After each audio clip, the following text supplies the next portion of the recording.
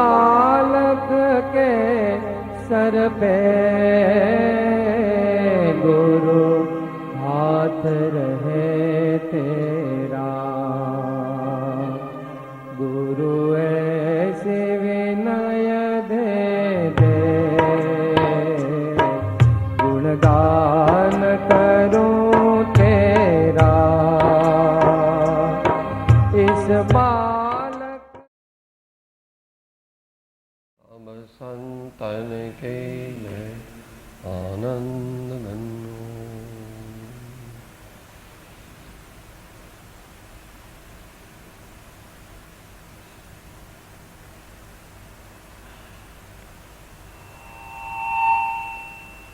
શરીરનો સહયોગ સપ્રમાણ છે. સ્વાધ્યાયમાં આપણે ધર્મ વાર્તા, પ્રશ્નોત્તરી, પરસ્પર વિચાર વિનિમય એનો ઉદ્યમ કરીશું.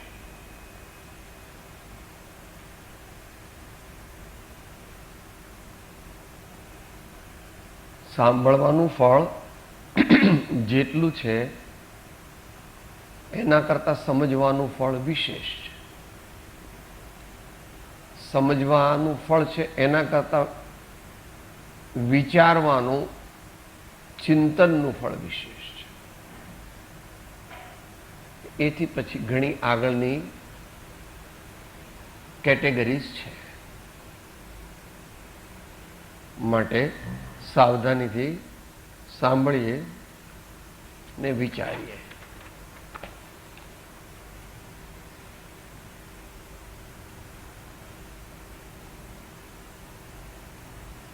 એક પ્રશ્નનો ઉત્તર ભાઈઓ આપશે, એકનો બહેનો આપશે. સામાન્યપણે બે જણ સાથે ન બોલે, હાથ ઊંચો કરવાનો અને જેને કહે તે જ બોલે, અને એની ભૂલ થાય તો આપણે એને સુધારવી નહીં. વચ્ચે વચ્ચે બધા બોલે તો કેઓસ થાય, અવ્યવસ્થા થાય. આપણે તો ચિત્તને વ્યવસ્થિત કરવા આવ્યા છીએ, ચિત્તને નિર્મળ કરવા આવ્યા છીએ, ચિત્તને સંતો અને પ્રભુની વાણીથી ભરી દેવા આવ્યા છે. ભાઈઓ,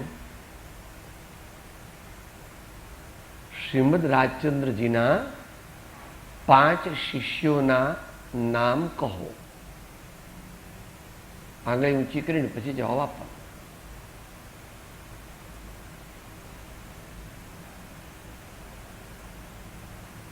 શ્રીમદ રાજચંદ્રજીના અગત્યના 5 શિષ્યોના નામ કહો.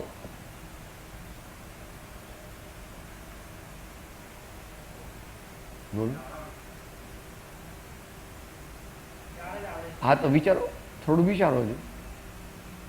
5 આવડતા હોય તો વધારે સારું.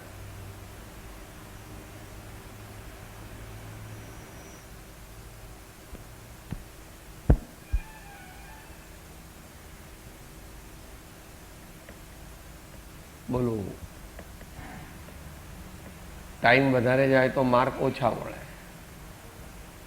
અહીંયા લે છે ને બધા ક્વિઝ લે ત્યારે 5 સેકન્ડ 10 સેકન્ડ એ રીતે.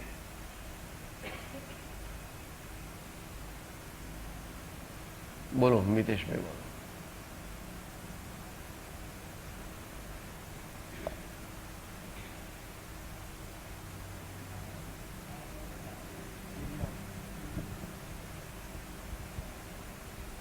લઘુરાજ સ્વામી, અંબાલાલભાઈ, સૌભાગ્યભાઈ, દેવકરણજી મુનિ,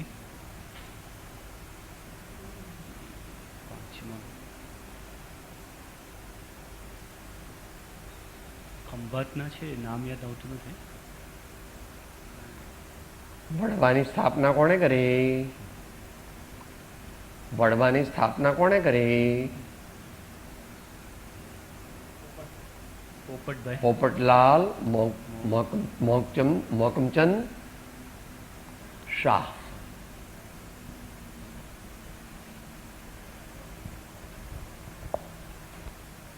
આગળ વધેલા ભાઈઓને તો 7, 8, 9 આવડવા જોઈએ. બરાબર. જૂઠાભાઈ આવવા જોઈએ. બીજું કોણ? ત્રિભુવનભાઈ આવે, કુંવરજીભાઈ આવે, મહાત્મા ગાંધીજી આવે,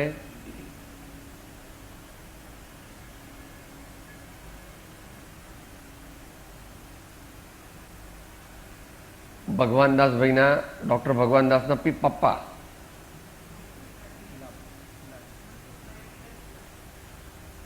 મનસુખલાલ કિરતચંદ મહેતા. તો બીજા બધા તો ઘણા છે.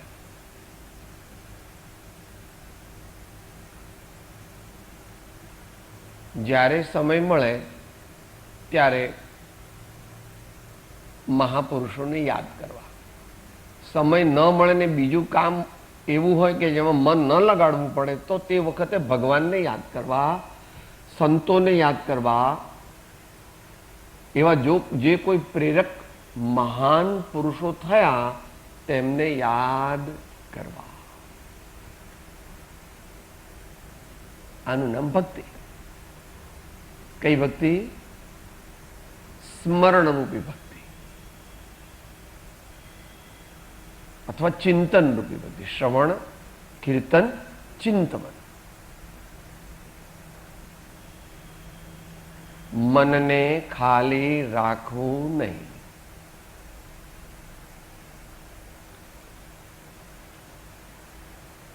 ને બહારનું સામાન્ય શરીરથી કામ કરતા હોઈએ તો એ ઓટોમેટિક થવા દેવું. મનને તો ભગવાન અને સદગુરુના ચરણમાં લઈ જવું, નહીં તો એમની વાણીમાં લઈ જવું. જવાનું તો એનાથી આગળ છે, પણ મુખ્ય સાધન આ છે. જમતા પહેલા પણ ભગવાનને યાદ કરવા, ભગવાનને, ગુરુને, એમની વાણીને. જમતી વખતે યાદ કરવા, જમ્યા પછી યાદ કરવા. હાથ ધોઈને જરાક બેસવું.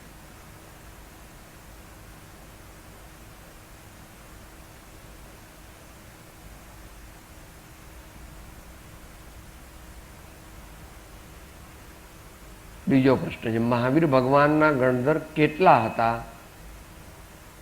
એમાંના મુખ્ય 1-2 ના નામ આપો.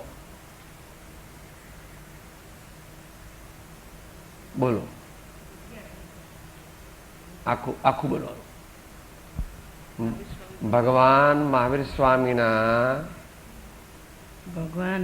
સ્વામીના 11 ગણધર હતા. મૂળ પહેલા ગણધર ગૌતમ સ્વામી.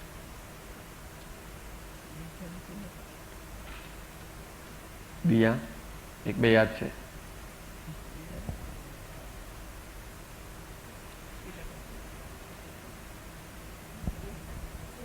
સુધર્મા સ્વામી, સુધર્મા સ્વામી.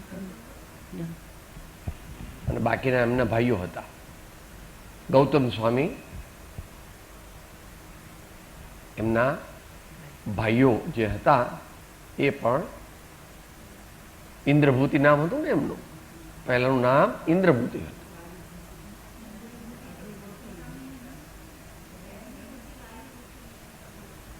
અગ્નિભૂતિ, વાયુભૂતિ વગેરે નામ હતા.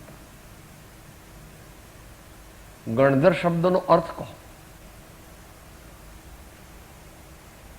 ગણધર શબ્દનો અર્થ કહો.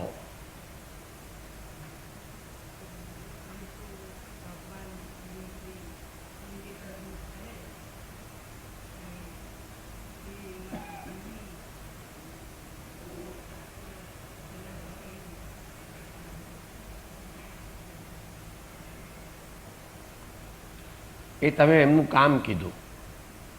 ભગવાનનો દિવ્ય ઉપદેશ જ્યારે નીકળે ત્યારે તેનો સાર સમજી અને તેને સ્મૃતિમાં રાખે અથવા તો લિપિબદ્ધ કરે, એ એમનું કામ થયું.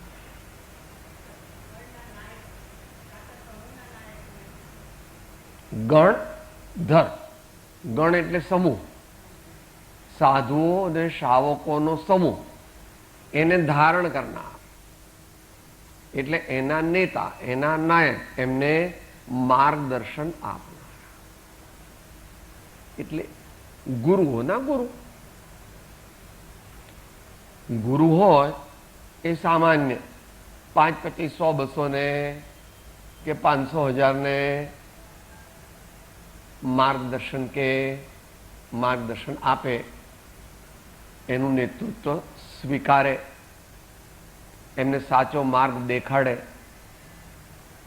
પોતે જે કર્યું હોય તે જ બીજાની પાસે કરાવી શકાય.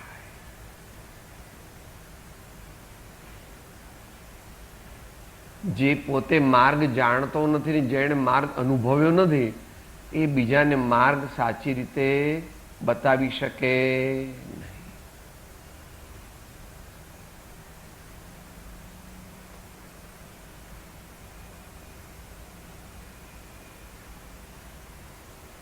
ભગવાન રામે, ભાઈઓનો વારો છે, ભગવાન રામે મહાસતી સીતાનો બીજી વખત ત્યાગ કયા કારણથી કર્યો? ભગવાન રામચંદ્રજીએ મહાસતી સીતાનો ત્યાગ બીજી વખત કર્યો એ કયા કારણથી કર્યો?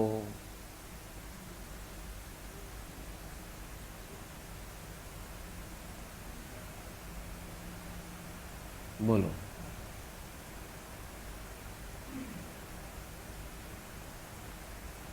ભગવાન રામે સીતાજીનો ત્યાગ લોક અપવાદને લીધે કર્યો.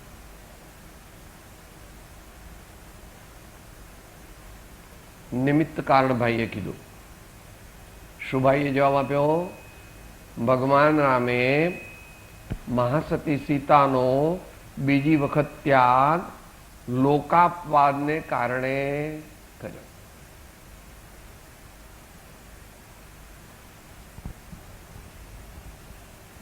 ઉપાદાનની અપેક્ષા એ વિચારી શકો છો? ઉપાદાન એટલે સ્વયંનું શું હતું? તમે જે કીધું એ તો લોકોએ કહેલું કારણ, પણ પોતે અપયશનું કારણ ગણી શકાય.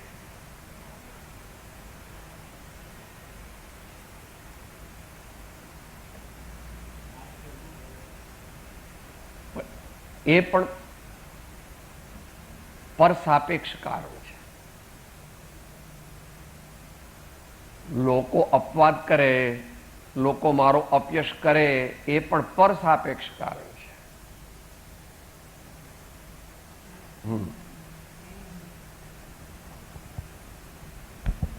ભાઈઓ માંથી કઈ કહેવું છે? કહીએ.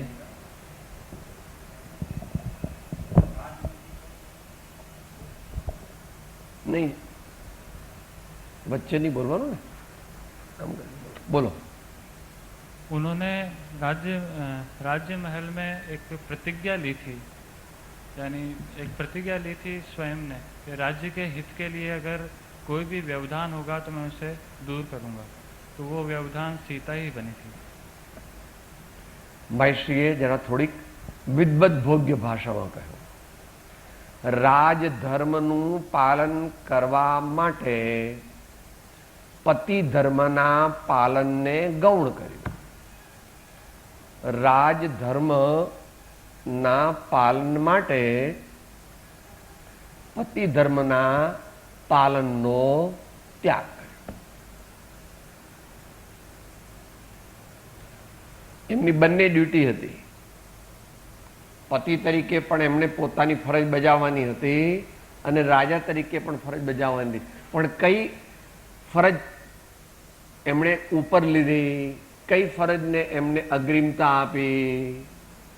તો કહે છે કે હું રાજા તરીકે પહેલા છું, પતિ તરીકે પછી છું.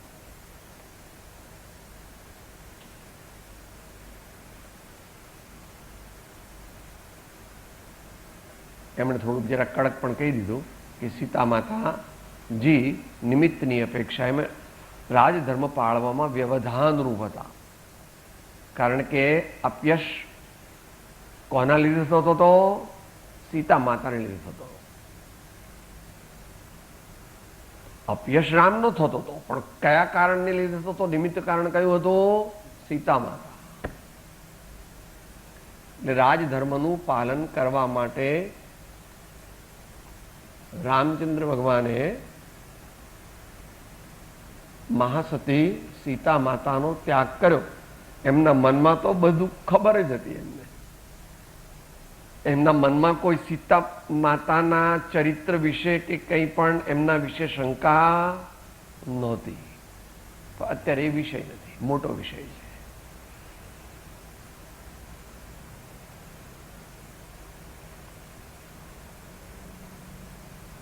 બહેનોનો વારો છે. આત્મસિદ્ધિ શાસ્ત્રની રચના ક્યાં થઈ, ક્યારે થઈ અને કેવા સંયોગોમાં થઈ? શ્રી આત્મસિદ્ધિ શાસ્ત્રની રચના 3. ક્યાં, ક્યારે અને કેવા સંજોગોમાં? વિસ્તારથી લેવું. 3 પહેલા વિચારી લીધા ને? બોલો. ઓમ. શ્રી આત્મસિદ્ધિ શાસ્ત્રની રચના નડિયાદ મુકામે થઈ. નડિયાદ મુકામે થઈ હતી. ક્યારે? 1951માં સંમત 1952માં ત્યારે સાંજના જેઓ ફરીને આવતા હતા ત્યારે તેમને એવો ભાવ થયો, કારણ કે પૂજ્ય સૌભાગભાઈની એવી ભાવના હતી કે જે 6 પદનો પત્ર લખ્યો છે તે જો પદ્ય રૂપે જો અમને મળે તો અમને એને યાદ રાખવામાં અથવા એમને સ્મરણમાં રાખવામાં સરળ પડે એવો એમને વિચાર આવતા ફરીને સાંજે જ્યારે તેઓ ફરીને આવતા હતા ત્યારે તળાવને કિનારે એક રૂમમાં તેઓ બેઠા અને પૂજ્ય શ્રી અંબાલાલભાઈએ સાંજનો સમય હતો એટલે તેમને ફાનસ તેમની સામે ધર્યું અને મેજ પાસે બેસી અને તેઓ લગભગ 1.5 કલાકમાં એક જ આસને બેસી અને શ્રી આત્મસિદ્ધિ શાસ્ત્રની રચના કરી હતી. બરાબર છે.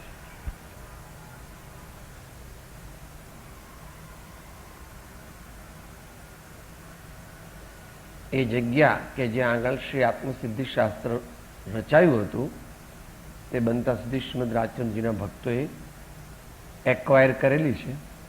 ભવિષ્યમાં ત્યાં આગળ કંઈક સ્મારક જેવું બનાવવું એવી ભાવના છે.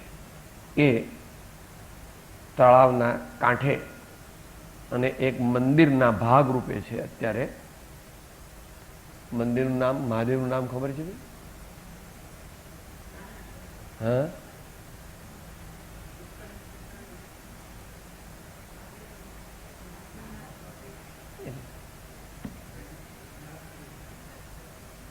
તો વિક્રમ સંવત 1952માં નડિયાદ મુકામે તળાવના કાંઠે મહાદેવના મંદિરના એક રૂમની અંદર સાંજના સમયે શ્રી સૌભાગભાઈની વિનંતીથી શ્રી અંબાલાલભાઈની ઉપસ્થિતિમાં સાંજે પાછા ફરીને આવ્યા, ચાલીને આવ્યા તે વખતે 1.5 કલાકના સમયની અંદર આત્મસિદ્ધિની 142 ગાથાઓની રચના થઈ હતી.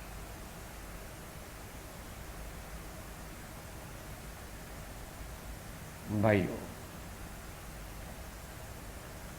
આચાર્ય શ્રી કુંદ સ્વામીના 7 ગ્રંથોના નામ કહો.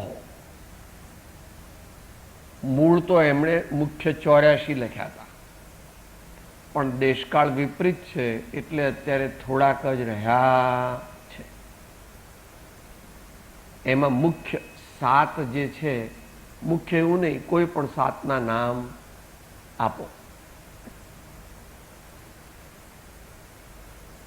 પ્રશ્ન સમજાયો ને? પ્રશ્ન સમજાયો ને? નહીં.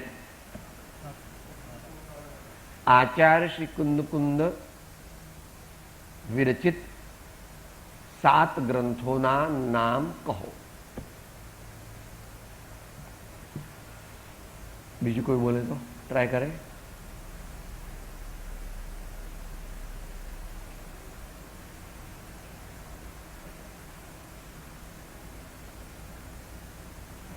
દરરોજ સ્વાધ્યાય વારંવાર સાંભળીએ છીએ. આજે થોડું વિચાર કરવાનો, થોડું યાદ કરવાનું, થોડી મેન્ટલ એક્સરસાઇઝ કરવાની. અડધું આવડે તો પણ બરાબર છે.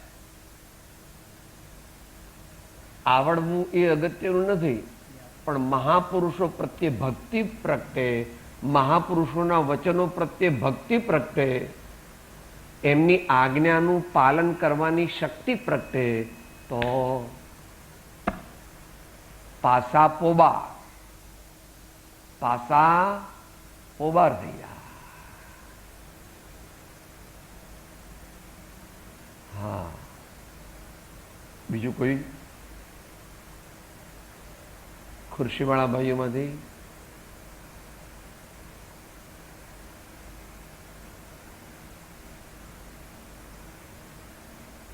હા, બોલો. પાસન કરો. આપો.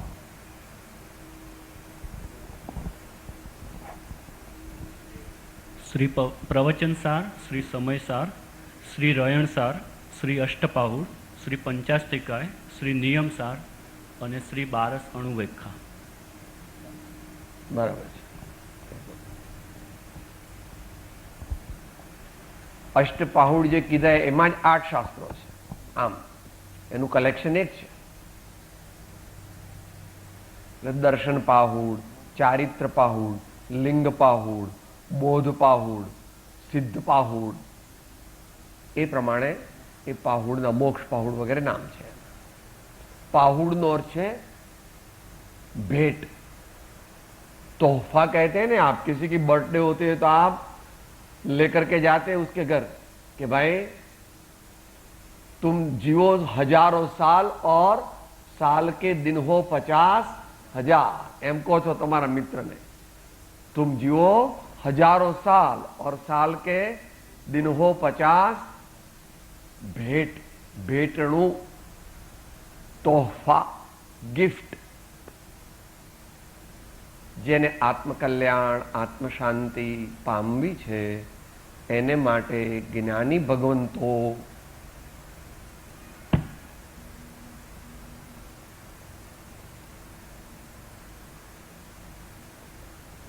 भगवान पण लूटावे छे। सिमंदर मुखथी फूलडा खरे एनी कुंद कुंद गूंथे, माळ रे जीन जीनी वाणी भली रे वाणी भली। बपोरे संतोना जीवन चरित्रનું વાંચન ચાલે છે ને, એમાં પણ સંતોએ કેવા કેવા શાસ્ત્રો લખ્યા, કેવો કેવો ઉપદેશ આપ્યો, એવું બધું ચાલે છે। ગઈકાલે હું વાંચ્યું હતું, એમાંના 4-5 દોહરા આપણે રિપીટ કરીએ।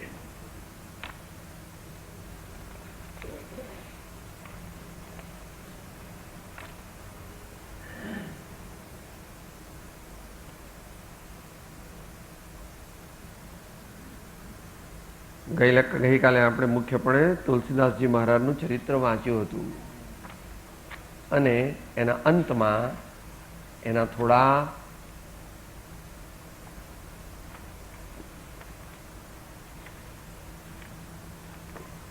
માત્ર 4-5 વાંચીએ જે યુનિવર્સલ એપ્લિકેશન અને યુનિवर्सल अपील करे। धर्म किसी की बपौती नहीं है।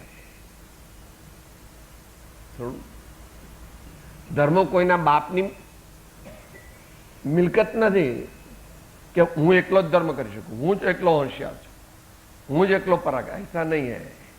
अनंत ज्ञानी हो गए हैं, वर्तमान में यथा पदवी है, आगे जाकर के अनंत होने वाले हैं।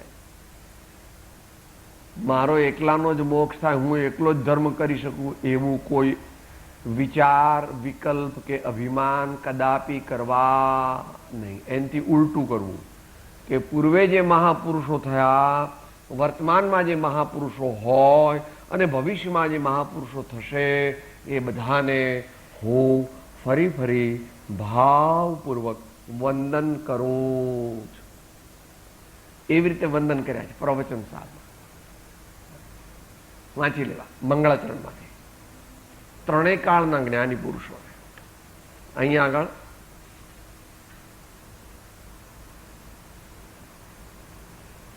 तुलसी यह संसार में भात भात के लोग सबसे हिल मिल चालिए नदी नाव सैयो मिट्टी में सब भूये. દુનિયામાં અનેક જાતના માણસો હોય, આપણને ન પણ ગમે તો વાંધો નહીં, પણ જે કોઈ સારા હોય એનો સમાગમ કરવો અને એમાંથી જે મળે તે લેવું. જે સારું મળે, સાચું મળે તે લેવું.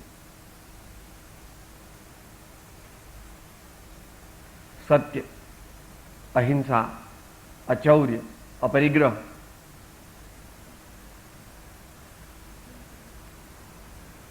બ્રહ્મચર્ય વગેરે આ શાશ્વત સિદ્ધાંતો છે. એ કઈ દેશકાળ પ્રમાણે ફરતા નથી કે ભવિષ્યમાં એવું થશે કે હિંસાથી ધર્મ થશે, એવું થવાનું છે.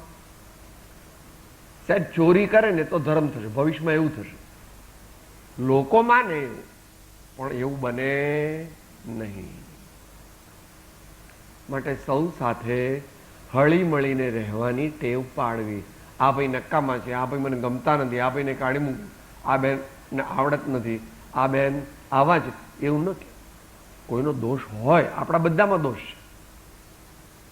કોઈ મોટો દોષ હોય તો આપણે એના માટે વ્યવસ્થાપકોને કહેવું કે ભાઈ આ ભાઈ કે આ બેન આવી ખોટી પ્રવૃત્તિ, આવી પાપમય પ્રવૃત્તિ, આવી નિંદા વગેરેની પ્રવૃત્તિ કરે છે, તો એ ન કરે એ માટે કંઈ વ્યવસ્થા થાય તો સારું.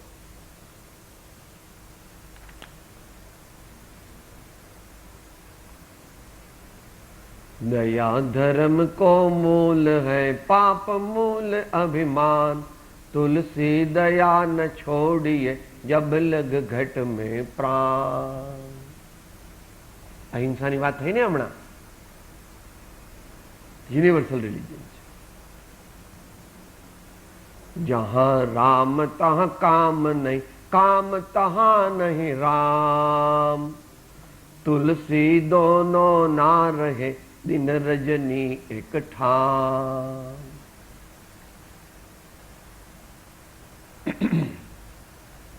અત્યારે એકદમ ઘોર અંધારું હોય, કેમ ન હોય? કેમ ન હોય? સૂર્યનો પ્રકાશ છે. સૂર્યનો ભલે વાદળ આવે તો થોડો આછો તડકો થઈ જાય, અજવાળું ઓછું થઈ જાય, પણ કઈ અમાસની રાત જેવું અંધારું થાય એમ જો આપણા હૃદયમાં રામ પ્રગટે. રામ તો બધાના હૃદયમાં છે. કોઈ ઘટ રામ વગરનું નથી, પણ બલિહારી વા ઘટ્ટ કી જાગટ પરગટ હો. બલિહારી વા ઘટ્ટ કી જાગટ પરગટ હો. મહાપુરુષો કેમ પૂજીએ છીએ આપણે? આપણા કાકા છે, આપણા દાદા છે, આપણા માસા છે. सच्चे धर्म में व्यक्तिगत पूजा गौण है. सच्चे धर्म की आराधना में व्यक्तिगत पूजा गौण है, मुख्य तो गुणों की पूजा है. और इसका उत्तम उदाहरण यह नमस्कार मंत्र है. नवकार मंत्र ની અંદર કોઈનું નામ નથી, શાંતિનાથ ભગવાન કે મહાવીર ભગવાન કે અમુક ઋષભદેવ ભગવાન અથવા કોઈ આચાર્ય કે કોઈ અમુક સાધુ, એવું નથી.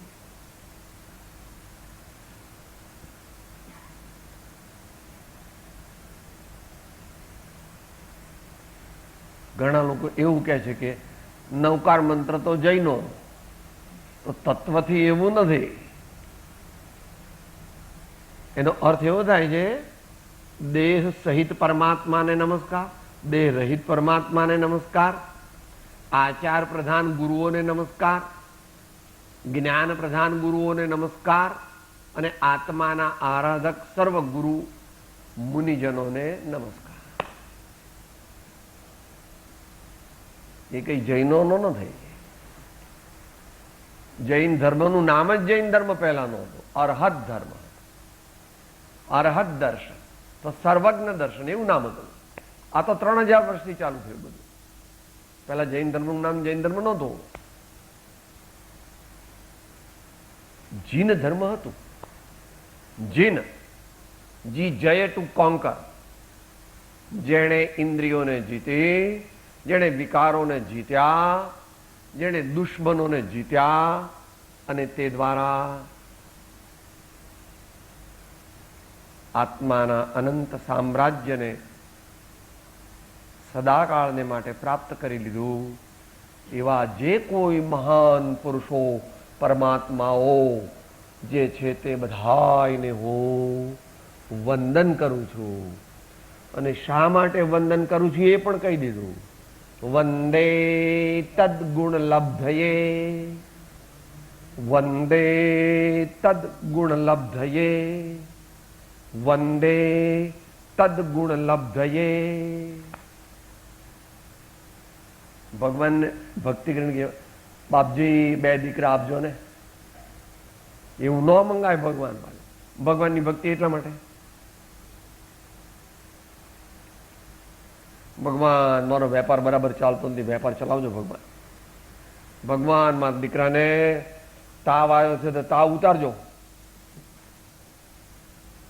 એ તો વેપાર થયો, ભિક્ષા છે, ભીખ માંગી. ભક્તિ ભીખ નથી, ભક્તિ તો સમર્પણ છે. भक्ति मांगती नहीं, भक्ति तो अपने आप को समर्पण कर देती है. हम न सोचे हमें क्या मिला है, हम ये सोचे किया है क्या अर्पण. बोलो सर पद. हम न सोचे हमें क्या मिला है, हम ये सोचे किया क्या है अर्पण. એટલા માટે ભક્તિ તો દુનિયામાં કોઈક મહાપુરુષો કરી, પણ કરવાની શક્તિ બધામાં છે, પણ સમજણ નથી, શ્રદ્ધા નથી, સત્સંગ નથી અને પોતાના કલ્યાણનો ગંભીર વિચાર નથી. માટે જગતના જીવો ખોટી જગ્યાએ ભક્તિ કરે. અંત મંગળ બોલીએ. આનંદગંજી મહારાજ તો એને ધર્મ જ કહે છે. બોલો સાથે. ધર્મ ધર્મ કરે તો જગ સૌફે, ધર્મ ન જાણે હો મર્મ જીનેશ્વર. ધર્મ જીનેશ્વર ચરણ ગ્રહ્યાપત, કોઈ ન બાંધે હો કર્મ જીન. ધર્મ જીનેશ્વર ચરણ ગ્રહ્યા પછી, કોઈ ન બાંધે હો કર્મ જીને. હરે ગુરુ પરમ કૃપાળુ ત્રિલોકનાથ સબ સંતન કે આનંદ. ઓમ